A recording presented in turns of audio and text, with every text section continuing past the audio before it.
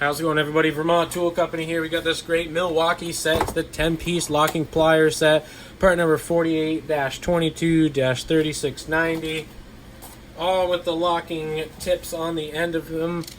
This tray is 25 inches long and 15 inches wide. So I want to show you guys really quick the two different pliers. So these are the same, however the max bite has a lot more teeth, a little bit more of a grip for when you're getting on.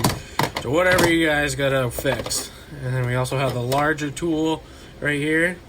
See the max bite right here. Basically, you know, these are the same length. If I grab my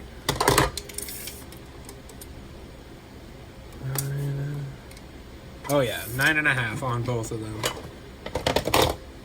Then we have the little guy over here. We have the needle nose. A little bit of a fatter grip right there for wider bolts. And these are a variety of C-clamps, like a mini C-clamp and a large C-clamp. Really like these ones out of the whole set. Yeah, it comes in this nice great tray. Part number 48-22-3690.